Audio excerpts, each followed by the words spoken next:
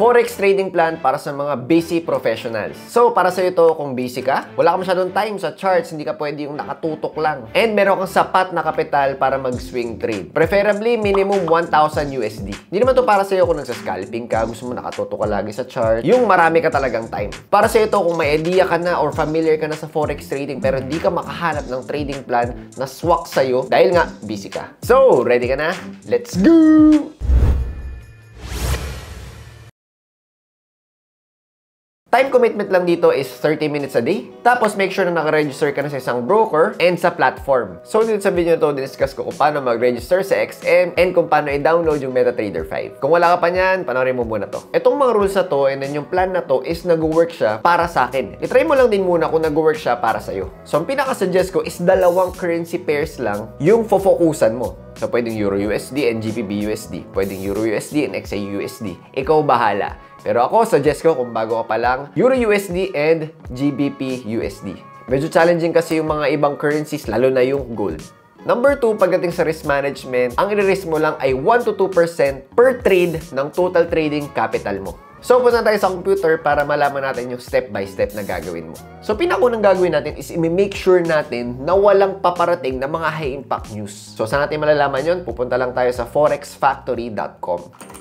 So, pag nalagay yung forexfactory.com, dito siya napupunta. Ayan. So, pwede mo ilagay dito sa calendar sa taas. Pinutin mo lang yung calendar. Then yun, malalaman mo na yung mga high-impact news for the week. So, pwede mong i-disregard na yung mga low-impact news, yung mga yellow, and yung mga medium-impact news, yung mga orange. Medium-impact expected. Ayan. So, pwede tanggalin natin yan. Punta ka lang dito sa filter sa taas, and then, tanggalin lang yung check ng yellow tsaka orange. Apply filter. Ayun. Okay. So, yan yung mga high-impact news for the week. So, yun nga, nakita mo na meron yung GBP and USD, yung mga tinitrade natin na pairs. So, make sure mo kung magpe-place ka ng trade ngayon, which is Tuesday ngayon, and then bukas yung high-impact news, dapat pagdating ng 5:30, mag-out ka na muna. Lalong-lalo na kung wala ka pang idea sa fundamental analysis. Pero usually kasi kapag magsiswing trade ka, supposedly, mas maganda kung alam mo na kung paano mag-fundamental analysis. So, yung mga nakalagay dito, PH time na to. So, again, take note mo, GBP, 5:30 PM. Tapos yung USD, 10:15 PM. Again, kung gusto natin maging sure, umalis tayo sa trades natin sa GBP before 5:30. Sa USD naman, before 10:15. So, punta tayo sa charts. Okay?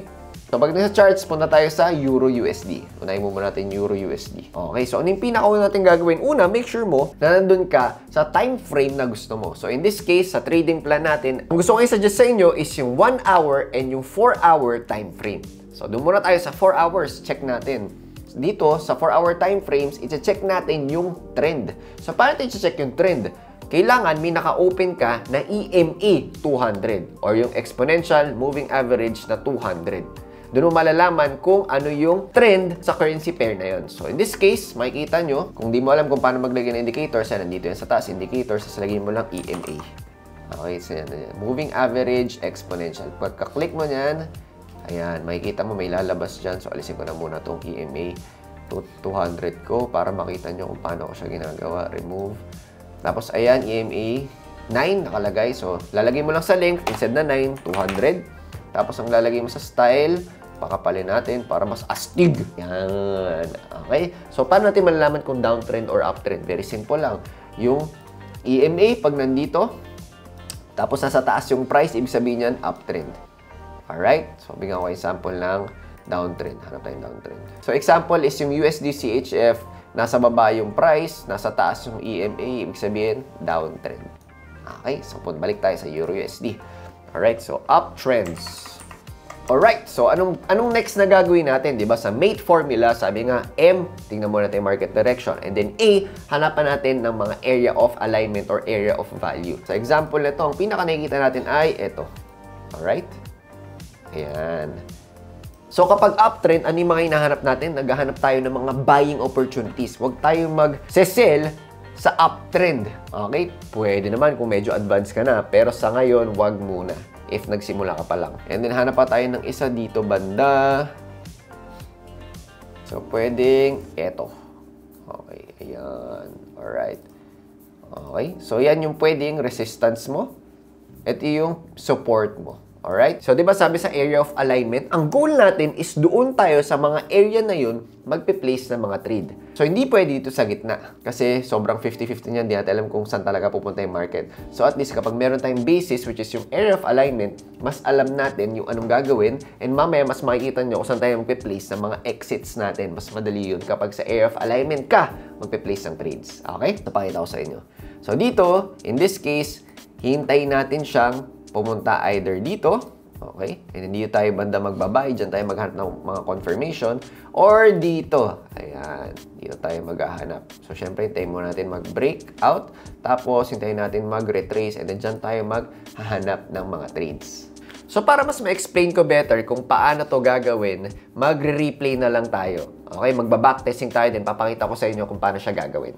So ngayon, nandito tayo sa EUR/USD sa 4-hour chart. So ngayon, magpe-place ako ng area of alignment. So as of now, yung M natin, yung market direction is downtrend kasi nandito sa taas yung EMA. Alright? So check natin yan. So dito tayo maglalagay ng yung banda. Okay? So actually, pwede mong isama to kasi kung titingnan mo, ayan, di ba? Dito, nagkaroon ng reaction sa price. Okay? Nag-bounce siya pa ganun. So, pwede mong isama yan sa area of alignment mo. Ganyan. Okay? So, make sure natin yung area of alignment natin or area of value is zones. Okay? Rectangle siya, hindi siya lines. Alright? So, dito sa example na to, yan, nakita natin na dito siya banda nag-bounce. Ayan. So, same sila. So, maghahanap tayo dyan ng timing. So, anong klaseng timing hanapin natin? Pwede tayo maghanap ng confirmation candle. So, dito sa 4-hour time frame, medyo challenging maghanap ng confirmation candle. So, ang gagawin natin, bababa tayo to 1 hour. Check natin, 1 hour. Kung titignan nyo, yan, hindi masyadong malinaw yung confirmation candle natin, which is itong, ayan. Diba? Parang hindi naman siya bearish engulfing pa, so mahirap mag-rely sa confirmation candles. So, ang pwede natin gawin is maghanap pa tayo ng ibang indicators na pwede natin gawing confirmation. Pwede natin gawing pang-timing ng trades natin. So, isa dyan, pwede natin gamitin is yung RSI or yung Relative Strength Index. Napakita ko sa inyo kung paano. Punta ka lang muna dito sa indicators. Tapos check nyo yung RSI. Ayan. Then yung makita nyo, Relative Strength Index. Click mo lang yan. And then yan, paano ba ito nag-work? Okay, so again, hindi ito tinitrade in isolation yung indicator na to. Tinitrade to kasama ng iba pang mga rules. For example, hindi porkit nakita mo na nasa baba yung RSI, ayan, magbabay ka na. Hindi porkit nasa taas, magsisell ka na. Kailangan kasabay siya ng trend, tsaka ng support and resistance mo or yung area of value mo. So, nakita natin in this case, yung RSI is overbought na. Ibig sabihin, masyado na raw siyang mataas. So, anytime, bababa na siya. So, pwede mo tong gawing confirmation. Ayan, pag lumagpas na sa line na yan. Okay? So, kita mo na overbought. Now, it's time to sell. So, ang gagawin natin, ayan, pwede na tayo mag-sell dito. Okay, so mag-short position na tayo. And then, ang tanong dyan is, saan tayo maglalagay ng mga exits natin, di ba? Made formula. Tapos na tayo sa market direction, area of value. Tapos sa timing, ito na yung RSI. Ngayon, exits naman. So, ang gagawin natin, mamimili lang tayo kung gusto ba natin dito. Okay, ito medyo aggressive way ito. Or gusto natin yung safe. Ayan, dito banda sa taas. So, pili ka, safe or aggressive way. So, saan ba tayo maglalagay ng stop loss natin? Yung pag-exit natin. Usually kasi sinasabi nila sa taas ng support, taas ng resistance. Pero ang challenge kasi doon, sobrang general ng rule na yun. Kasi kung titingnan mo dito, kapag taas ng resistance area, nalayo masyado. Diba? So, para sa akin, yung mas specific is kung nasan yung pinakataas na wick. So, in this example, ito yung pinakamataas na wick. Ayan. So, dyan tayo lilinya. And then, syempre, kailangan natin maglagay ng allowance. Kasi kung hindi, baka ma-stop out tayo, tapos biglang dumire-diretso siya pababa. So, in this case, maglalagay ako ng 10 pips na allowance. So, dito tayo ngayon sa 1.0617. Gawin natin 1.0627. Okay? Ayun! Ayan, 1.0627 para safe. And then, yung TP natin is dito banda. Okay, so dito na lang before the support area. Okay? So, ang tanong is, ilang lots ba yung gagawin natin dito? Para malaman natin yan, magpa-compute tayo kay Baby Pips. So, punta lang tayo sa babypips.com, tapos position size calculator. babypips.com. Tapos, punta lang kayo sa tools. Ayan, tools sa taas. And then, position size calculator dyan, dito sa pinaka-kanan.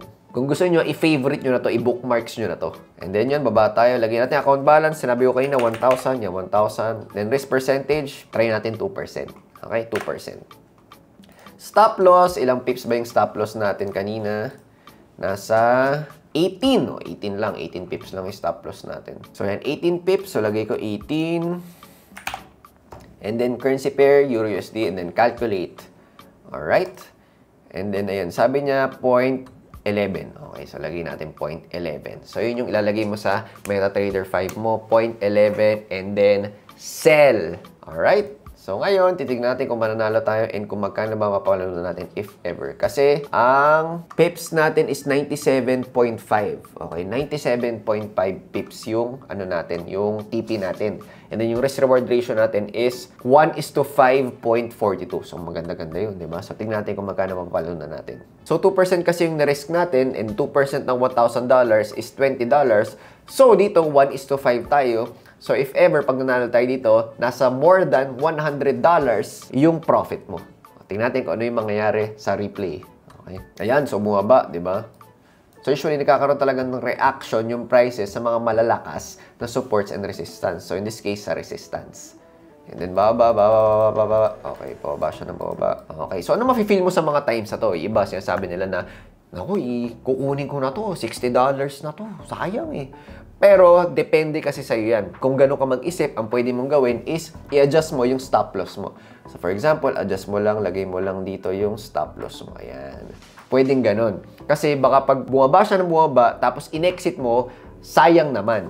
Diba? So, iba ginagawa, tawag kasi dito, trailing stop. So, in-adjust lang nila yung stop loss nila.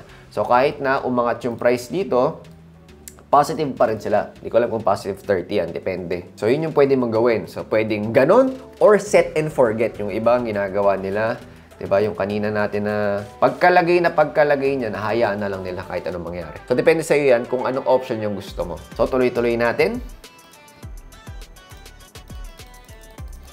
Yan. Yun yung mga kakabahan ka na. So, usually, kapag binaba mo talaga yung price dito, ayan, tapos nandito yung, yung SL mo. Yan, may SL ka na. So, again, meron mga pros and cons, yung set and forget, and yung trailing stop. Pwede rin namang option yung gawin mo na lang siyang break-even. So, kunyari, yung stop loss mo, lalagay mo dito. Okay, again, depende sa yan. Okay, pero let's say yan, tuloy-tuloy lang siya, nag-set and forget tayo. Tingnan natin kung ano yung mangyayari. Ayan. So, titingnan nyo, bumaba talaga siya. So, kayo ba, nung ginagawa nyo sa exit plan nyo, set and forget ba or nag-trailing stop kayo? And usually, kapag nag-trade tayo, dapat nag-journal tayo. Very important yun. Hina-highlight ko rin talaga yung journaling sa ibang mga videos natin kasi dun tayo magte-testing, magve-verify, and magpa-polish. Pero since ibang topic na yun and mahaba-habang video yun, pwede nyo panoorin tong video na to kung paano ba talaga mag-journal. So ngayon, Forex topic tayo and from time to time kasi nag-ask kami kung anong topics ba yung gusto nyo. Kung gusto nyo makapag-suggest sa mga topics, meron tayong IG community. Ayan. So dyan, nagpapapoll kami kung anong topics ba yung gusto nyo para sa mga YouTube videos natin, para sa mga reels natin. Or pwede rin namang comment nyo lang sa baba. So, kita-kits tayo sa loob and see you sa next video.